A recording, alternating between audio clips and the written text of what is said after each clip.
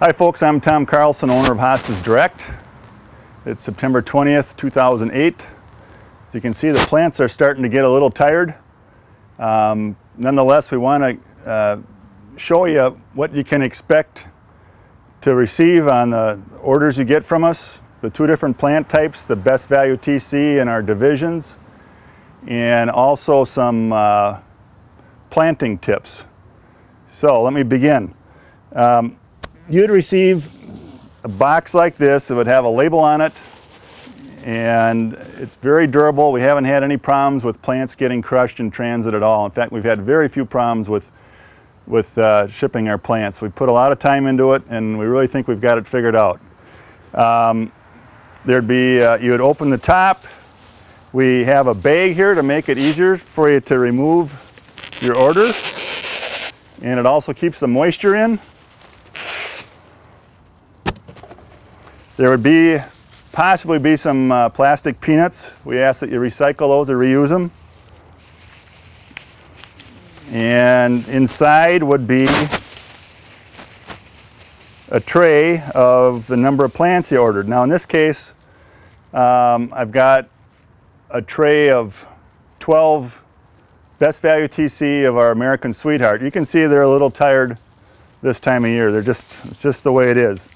You'd also receive labels for each one of the plants that you ordered, and there's pictures, information on the back, that kind of thing. You can also download and print information off of our website of the Hosta sheets, so you can make a 3-ring binder. Now there's very good planting instructions enclosed. I appreciate it if all of you take the time to read the planting instructions, including you master gardeners. The reason is there's a couple things that it seems that some customers don't read about or don't do, and it can affect the performance of your plant. The first thing you want to do when you receive the plants is soak them in water. We've found that these can live at least 12 days in transit. Priority mail studies show that packages get delivered within 2 days to most of the country. Sometimes it's 3. If you're in the 5-state area, it might be overnight. When you order from us and we actually print the postage, you'll automatically get an email that your order's in transit, so you can be kind of heads up. Obviously, it's not good to let your package sit out in the sun for several days. And what you want to do when you first get your plants is put them in water. And you can soak them over the top of the plastic if you like. I'd keep them there for an hour to 2 or 3 hours. It's not going to matter that much if there's some variance in there. Then the next thing you want to do is do what's referred to as, in the nursery as hardening off. And that means that you have to gradually allow your plant to adjust to what its final settings, final home is going to be like. So as an example, we and most of the industry grow our plants in 60% shade. To control that, we grow the best value TC in a greenhouse with 60% shade cloth.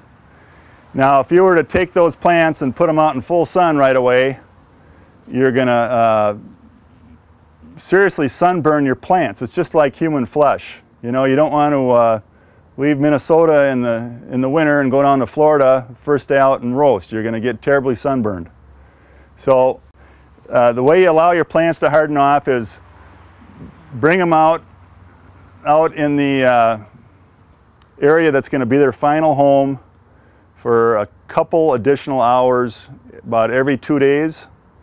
So you might start with you know, the morning sun's not going to hurt them, but you might start with 3-hour exposure for 2 days, and then maybe a 4-hour exposure or a 5-hour exposure. And then after about 5-6 days, that would be the best time to plant your hostas. Now I'm just going to take one out of here, and again, these have been, this is late in the year, we're closing in a week,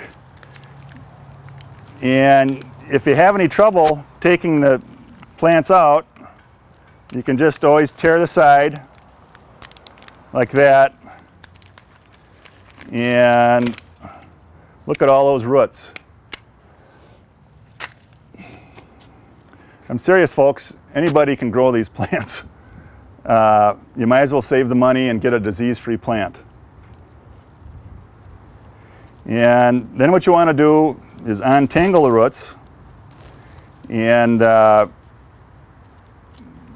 forgot to bring it out here, but one of the things we found that's really good for untangling the roots is a golf tee. And you can just pull the roots apart, and you can see you're getting some nice long roots. And then you can swish it around in the water a little bit. And those fine roots are very important. They absorb a lot of the water and nutrients that are necessary. These bigger roots are what's referred to as anchor roots. So I'm going to give that one more swish. Sometimes if you get a plant from a plant nursery, you might find that the plant is root bound. The roots are going around and around and around. And that probably means that they've potted it up year after year in a little slightly larger pot because they haven't been able to sell it the first year. Make sure you break those roots apart, as you can plant it and the roots will literally strangle the plant. So, if I wasn't on tape here, I would spend a little more time on this. But you can see you get a nice big root system. Now folks, it's very hard for me to represent what each and every one of our plants are going to look like, because we sell everything from minis to large hostas. And obviously, as I said, some of the plants might be 6 months old, some of them might be 1.5 years, 2 years old. So I can't promise you they're all going to have this big a root system. I can say a lot of them will. The mini hostas are not going to have as big a root system, but there's more than enough to grow. But I do want to show you this. Now this is the same plant, American Sweetheart, that I planted, I believe it was about 4 years ago. And this is rated as a slower grower, but you can see how big the plant is. There's 1, 2, 3, 4, 5, 6, 7, 8, 9, 10, 11, 12, probably about 13 divisions on that. So that plant started like this. So anyway, on a separate video, I'm going to have some information on different growing mediums you can use to plant your hosta, as far as peat, loam, fertilizer, and that kind of thing. I'm not going to do that here, but you can take one of our shovels or a shovel, and you want to loosen up the soil in an area that's about as big as the final root system is going to be, keeping in mind that the hostas do keep growing and growing from the inside out. So in this case, I'm going to dig up an area about this wide and that deep, and I'm going to dig it down about 1 foot.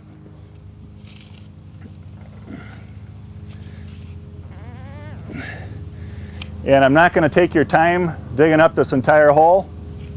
So I'm just going to dig a small one to keep things moving here. And I would just go down about 1 foot. Loosen the soil as best as you can. And then it's just this simple. Just put your hosta in.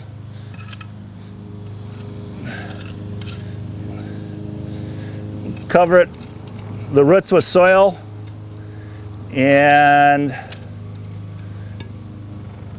make a little cup. And the reason you make a cup is so that the water will stay there. And it's really that simple, folks. There's nothing magic to it.